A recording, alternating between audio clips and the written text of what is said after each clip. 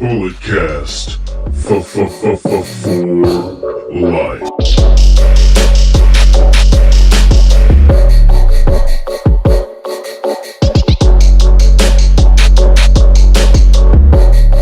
What is up, everybody? Welcome to another edition of Under the Radar. My name is Brandon, and on today's episode, we will be going over the TV results of NXT and Season 4, Episode 1 of Total Bellas. Yes, Total Bellas is back, but first, let's talk about some news we didn't cover on the Bulletcast, some news coming out of WWE. Some wrestlers have apparently requested their release, as well as another wrestler whose contract might be coming to an end.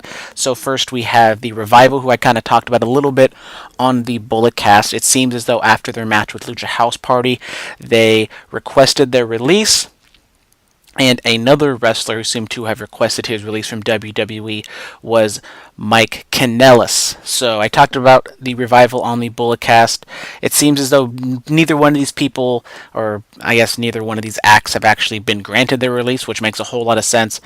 I think WWE at the moment is just going to keep all the talent they have under contract. They're not going to grant anybody their release unless if there's some, special not coincidence, but some incident or something that they feel like they need to release the person, or if it's mutual, or some special circumstance. But I think right now, when it comes to active wrestlers on the roster, they're definitely not going to release the Revival, because I think they understand the type of act that they'd be letting go. As much as we know that, as much as maybe Vince McMahon doesn't see anything in the Revival, I think he's smart enough to know that other people do like them a lot. And if he were to release them, I think he knows that they would go on to AEW and possibly do some big things there. Obviously, the Young Bucks and the Revival would be a great feud, and we're just going to have to wait and see. So Mike Kanellis requesting his release was a little bit of a, I wouldn't say shocker, but kind of out of nowhere. He has been off TV for, I think, a couple of weeks now in terms of him being on 205 Live. He got moved down there, and he hasn't really been doing a whole much on that show. And there's also some reports about maybe Maria Kanellis wanting her release, but it seems as though she's refuted that, saying that she didn't, or I don't exactly know what she has explicitly said, but it seems as though it was only Mike who has requested his release. And it seems as though he doesn't even want to go to AEW. If he were to get a release, he'd want to go back to ROH. And what he was doing in ROH beforehand, him and Matt Taven and Maria in the Kingdom, it was a good act. They went over to New Japan. They won the IWGP Championships there. And if he were to go to ROH, I mean, even when he came into WWE, I was never the biggest fan of Mike Kanellis. I think he's a decent wrestler. I just don't see anything in terms of like main event quality. But not every wrestler you sign needs to be a main event caliber act. You need some of those guys who are middle of the road, maybe lower card guys. But I think Mike Kanellis definitely is underutilized. Maybe not as underutilized as the Revival, but I think Mike Kanellis has some potential to be a mid-card heel or babyface. I feel like it can go either way with him. The whole Mike and Maria gimmick didn't exactly take off just because they came in, she got pregnant, and Mike had his substance abuse issues, and it seems as though there's like some heat on him for that, which I don't really understand, like what the exact reason why he would get heat, because it seems as though I think people are saying that like he wasn't as bad as they make it seem he was, because he had substance abuse issues. I don't exactly know what kind of drug he was on, maybe painkillers or something like that, but he never missed a date, he never went to rehab, and I think people seeing that he was grinding it out, not going to rehab, but he was just doing all the different shows and making his dates. Maybe there's think like, okay, if he was really that bad and really that addicted, had such an addiction that he would have had to go to rehab. So that's just kind of the weird realm, or the weird politics that go on in WWE. And finally, another wrestler that might be leaving WWE, might not even be going to AEW, might not even be wrestling at all after WWE, is Dolph Ziggler. It seems as though just a few months ago we were talking about him being his contract coming up with WWE, and it seems as though that contract has run out at the end of January. It seems that his contract will be expired and he will be leaving WWE. He has removed the word Dolph Ziggler from his name. He just has his real name, Nick Nemeth, on there. And I saw some tweets today on Sunday where he was kind of going back and forth with Zack Ryder. He tweeted something like later marks, and then Zack Ryder tweeted something. And so maybe a little bit of a cryptic tweet there by Dolph. So the last time we saw him was on that New Year's Eve edition of Raw, where Dolph Ziggler went up against Drew McIntyre and lost in the cage match pretty convincingly. So we haven't seen him since that time. He had a little bit of a start and stop push, but with Dolph Ziggler, he wants to pursue his comedy career. I've seen him do a stand-up act, or not even a stand-up act. He was on Roast Battles, and he wasn't like my type of comedy. I didn't find him all that funny, but if he finds some sort of success outside WWE and can become a comic, and if that's what he wants to do, so be it. I think if he does want to go to AEW or just work the indie scenes, he can do that as well.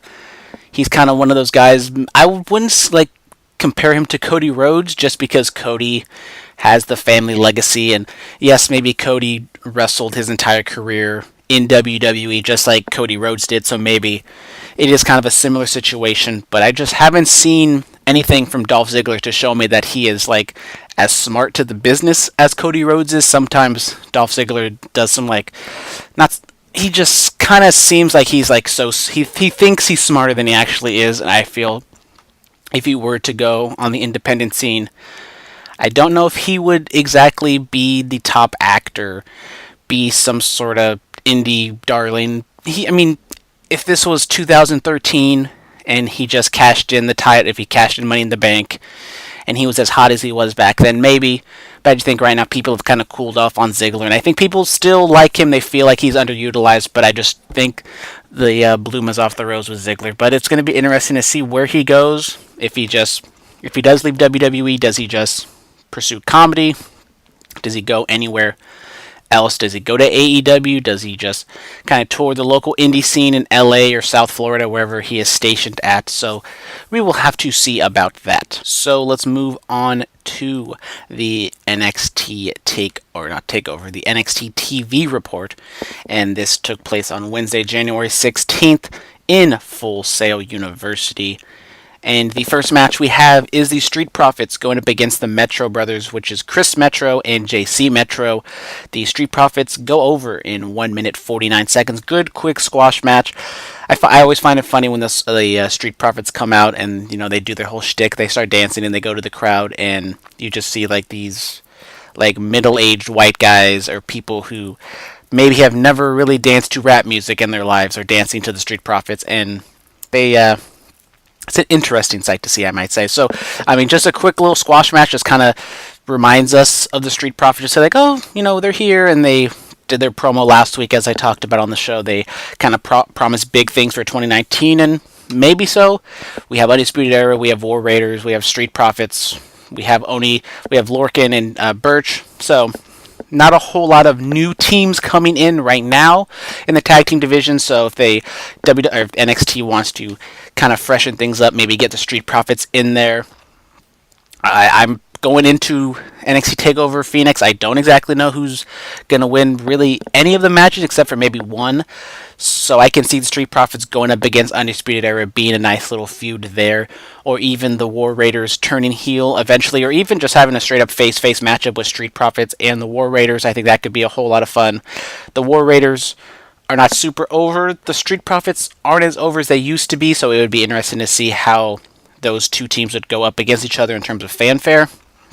But I think right now Street Profits aren't destined to be in the tag team title mix quite yet, but I think they're well on their way, and maybe WrestleMania time, if they catch fire or if they do some things, maybe we can see them in the tag team title match. So post-match, the Forgotten Sons attack the Street Profits during the celebration, and obviously that just seems to set up a feud between the Street Profits and the Forgotten Sons. Funny little crowd moment where they were kind of like chanting "We forgot you" at them, which obviously goes to the Forgotten Son stuff. And I've talked about on the show, I'm not exactly a fan of the Forgotten Sons. I haven't seen a whole lot from them to make me think they're a good act. They're just three guys. It's kind of in their gimmick. They're just the Forgotten Sons. They've been in NXT for a little bit. They haven't really been doing a whole lot, so I just think this is there just to get the Street Profits over. I think the Forgotten Sons aren't going anywhere. Maybe they get some sort of call up to WWE just to be like a jobber team, but I mean, you have Sanity up there on SmackDown, and I had higher hopes for them. And they're not even a jobber team at this point. They're not even on the shows.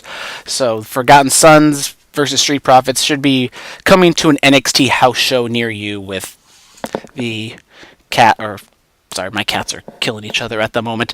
With the Street Profits possibly picking, just random people and having them team with them on the house show circuit. You can have Ricochet or some other baby faces team with them.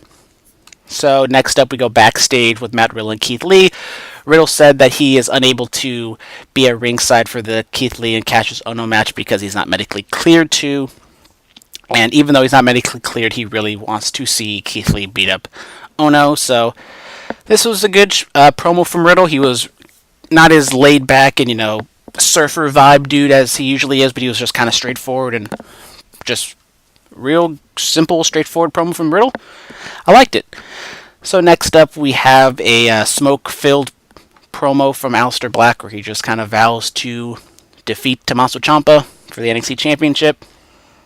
And he's going to rebuke his sins, or whatever the official word is for that. So, I mean, it was fine for what it was.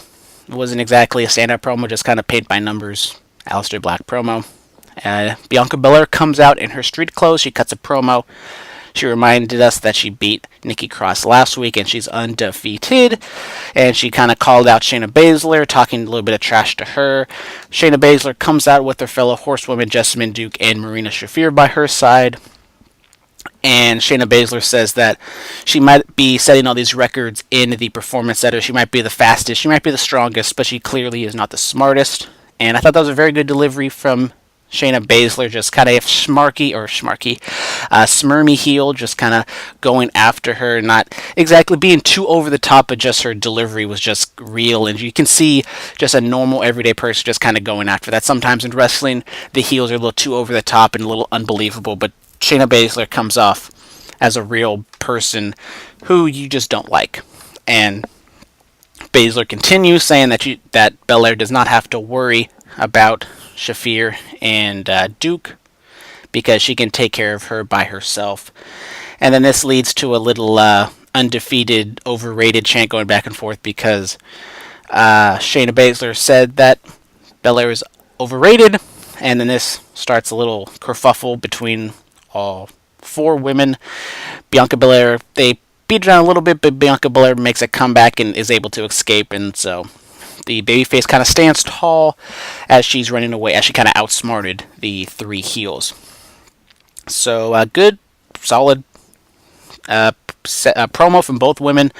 Good segment, kind of. I mean, this match isn't exactly built up like some of the other matches that Shayna Baszler has had in the past. They haven't exactly had a lot of time. They've done promos a little bit, but they haven't exactly had an angle to make you really root for Belair, because obviously she's going to be the babyface in the situation. I've talked about in the past that I think she's good. She can play both roles, and I think definitely she's I wouldn't say cemented in the babyface role in NXT, but definitely in this match she is going to be the babyface. But if she gets the championship, I think in an instant, if you get a different heel or a different babyface in there, if you can get Io Shirai in there, or some other babyface who the crowd likes, I think instantly Bianca Belair can turn on the crowd and get massive heat on Belair. So next up we had Dominik Dijakovic. I am pretty sure that's how you say it. I don't understand why they made this name change. WWE is taking away names like Andrade and Cesaro, Neville, all those, and then NXT comes out here and Dominik Dijak. It was a simple name. It was easy to say.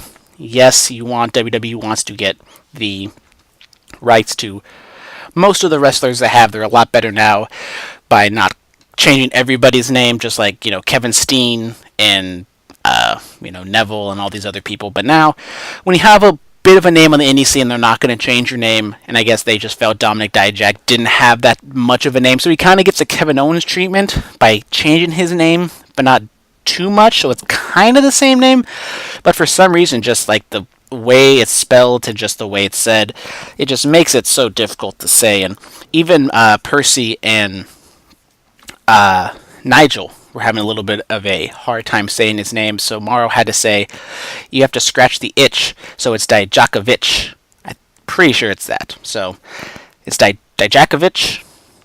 I'm probably going to mess it up the next time I see it. So he had a squash match, or not even a squash match, against Adrian Jadot, or Jad, whatever, the Brazilian jiu-jitsu wrestler. And we've been in some other matches where he got really over in a seeming squash match, but he got a lot of offense in. On this match, kind of put I'm just gonna say Dominic on a kind of put him on his heels a little bit, but Dominic was able to make a comeback and hit his finisher for the win. I don't exactly know what to think of Dominik Dijakovic right now. He's had a few squash matches. He's looked impressive. He's going to be the new Lars Sullivan now that Sullivan's out. He's the new big man, and with NXT being such a small guy territory, his size definitely makes him stand out compared to all the other heels.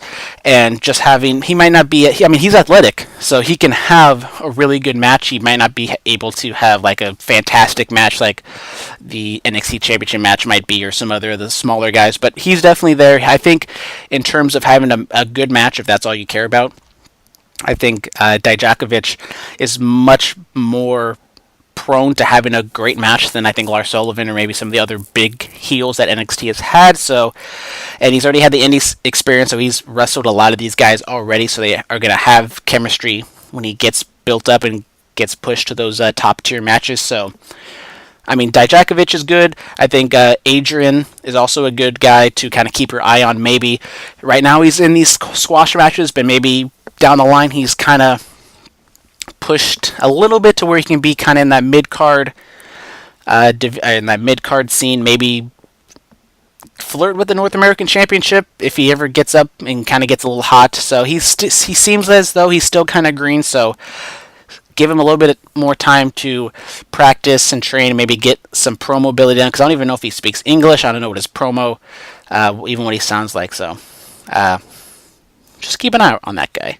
The War Raiders have a video where they torch some chairs that have the Undisputed Era logo on it. They just kind of talk about that they're going to get revenge, and that's undisputed. So just kind of simple stuff from the War Raiders. Obviously, with them being kind of out injured from the War Games match, they haven't exactly done a whole lot to build this match. I forgot to mention last week after the main event, the War Raiders came out to even up the odds with EC3 once Undisputed Era kind of attacked EC3. So that is kind of the only real in-ring feud or in-ring segment we've seen between these teams since War Games. But we have one more show to go. Unfortunately, I will not be able to cover that on Under the Radar before Royal Rumble, but we will talk about that at the end of the show. So next up, we have a match between Humberto Carrillo and Johnny Gargano. Johnny Gargano wins in under 5 minutes. Don't let the short match fool you. This was a very good This was a very one of the best short matches, sub 5 minute matches you're gonna see. Carrillo has kind of been in the news lately. He made his debut on 205 Live. He's gonna be in the tournament to crown. I think the winner gets a shot at that TV that television championship match or whatever the case is. So if he wins, he can face the Cruiserweight champion for a championship match. Gargano being a subtle heel, kind of. The crowd cheers him, but then he does some dastardly things and blah, blah, blah, blah. So, not exactly a match where Johnny Gargano goes all out heel. I don't even think he showed really any heel tendencies at all in this match, but a good match between these two guys. Carrillo, he's really smooth, real crisp, and he's kind of getting a name on WWE. He had a match a few weeks ago, I believe, and he really just stood out. And I can't remember who he was wrestling, but I remember that was a really good match. So much deserved. His promotion, I know maybe it doesn't seem as much of a promotion going to 205 Live, but hopefully he can make a name for himself on that show. Ciampa is shown outside or inside he was I don't even know where it was. It wasn't like his normal, just in the dark or in a truck, whatever kind of promo, but he was talking about how Black is the puppet, and because Black called Ciampa a puppet master. So Ciampa said if he's the puppet master, that would make Black the puppet.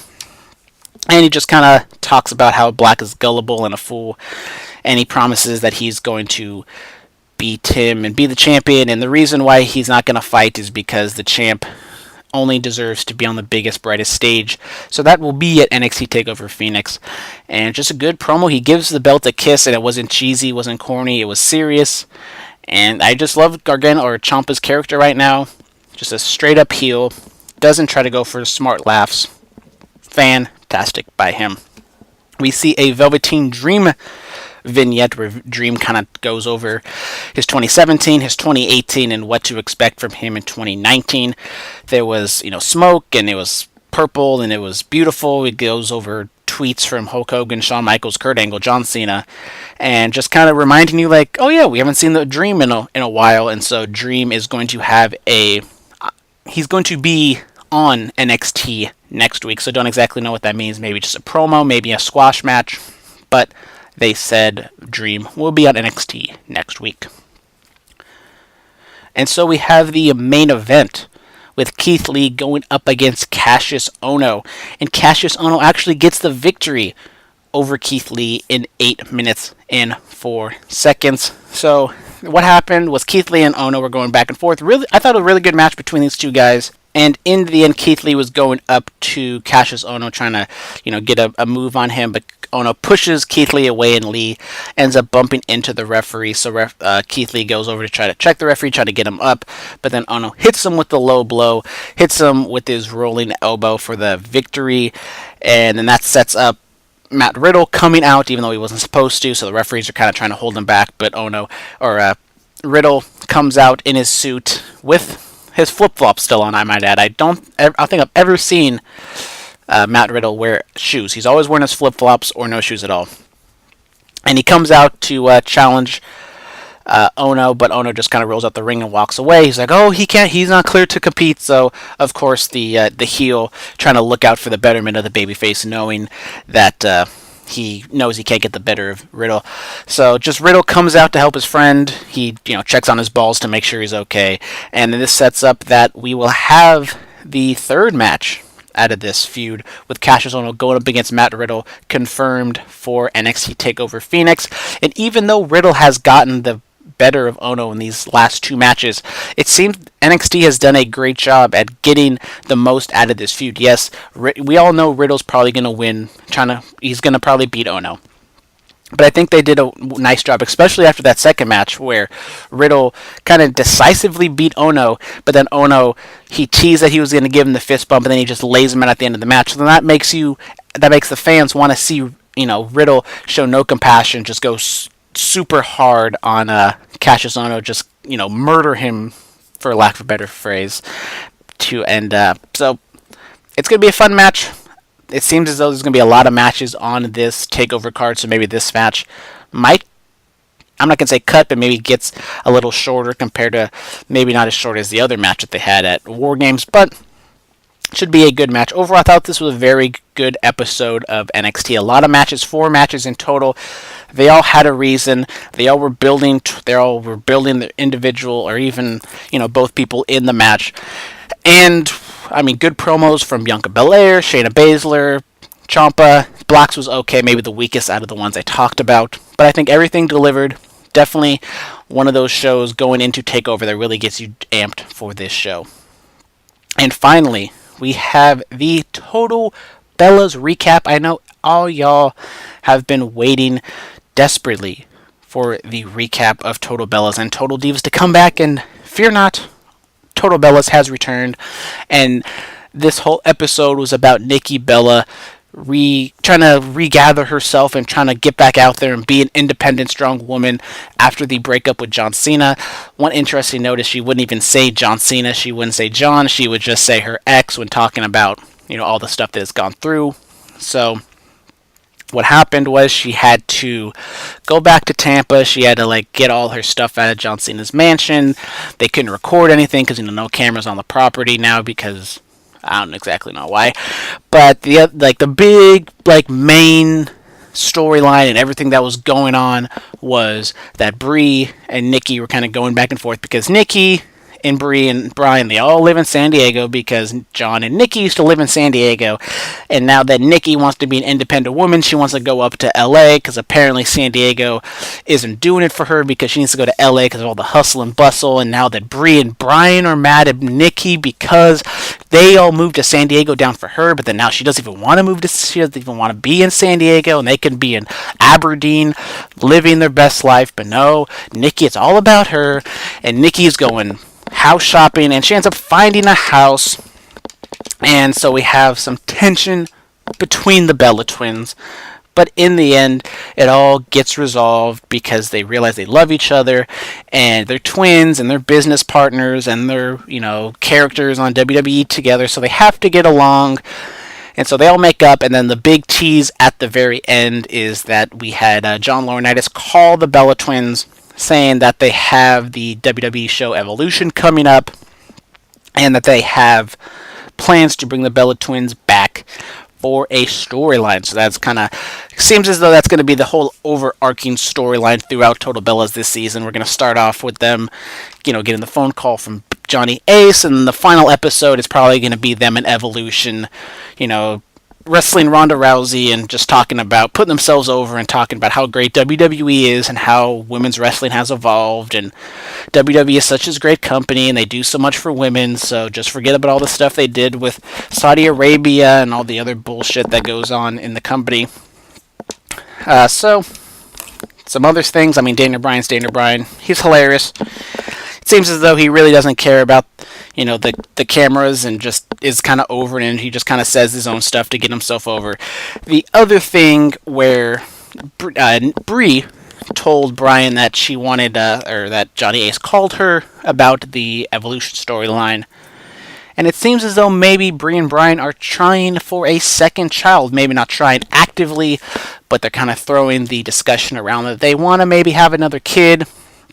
The Bella twins' brother is having another baby, and I think the kid is like the kids that they have are about 2 years apart. So about Birdie's almost 2 years old by the time Brie would have another kid, and Brie, Nikki, and her brother I think are 2 years apart, and I think Brie really likes the idea of having having about 2 years apart because you don't want them to be too far apart in age or whatever. Because I don't exactly know why Nikki or Brie thinks that way. My brother is 5 years younger than me, and we get along perfectly fine, even though we might get in our little kerfuffles every now and then, but I don't understand why it's such a big deal to have the kids so close in age, and they're in their mid-30s, so they have to get a move on it because they can't wait too long or else they can't do it. And so yeah, that was it for Total Bellas. They ran some teasers for the season. The big teaser is that Brie Bella she's sad about her boobs going away after them being filled with breast milk, and they were so big, and she never really thought about getting a boob job before, but now that she had them and she sees Nikki with them, maybe she's gonna get a boob job. So that's like the big tease for Total Bellas season 4. So there you go. You didn't have to watch it. I did, and I get to tell you about it. You're welcome. So that'll do it for me for today on not Total Bellas, on Under the Radar. So as you saw, this was a little later edition. I'm recording this Sunday night, so by the time you listen to this, it's probably Monday, Tuesday, Wednesday, who even knows.